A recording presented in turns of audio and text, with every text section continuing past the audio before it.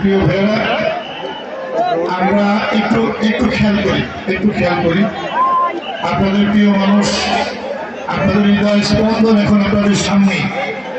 আমরা একটু স্থির হই ভাই। আপনাদের আকাঙ্ক্ষিত ব্যক্তি আপনাদের সামনে, ওনার পক্ষ থেকে ওনার পক্ষ থেকে আপনাদের জন্য দিক নির্দেশনা হলো যে এখন শুধু কোনো স্লোগান নয়, এখন থেকে দোয়া রাত পর্যন্ত শুধু আল্লাহ জিকির করা, এটা ওনার দিক নির্দেশনা। সবাই বলেন না আলহামদুলিল্লাহ।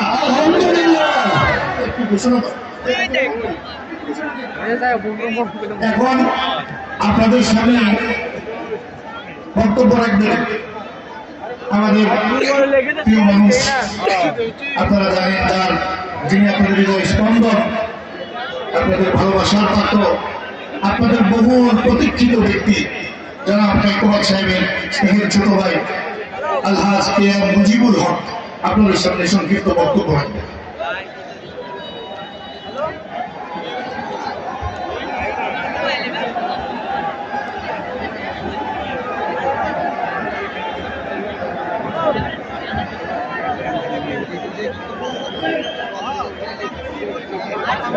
বিসমিল্লাহিররহমানিররহিম। আসসালামু আলাইকুম ওয়া রাহমাতুল্লাহি ওয়া বারাকাতুহু। আসলে আমি কোনো পলিটিক্যাল এত বড় সমাবেশে আমি কখনো বক্তৃতা দেইনি, আর আমি বক্তৃতার দিকে অভ্যস্ত না। তবে আমি কয়েকটা কথা বলবো আজকে ইনশাআল্লাহ, চেষ্টা করব, এবং আমার যতটুকু কথা বলার কথা ছিল হয়তোবা তার 10 ভাগের 1 ভাগ বলবো, বিকজ আমি এই সময়টা আমার শ্রদ্ধেয় বড় ভাইকে দিতে চাই, কারণ আপনারা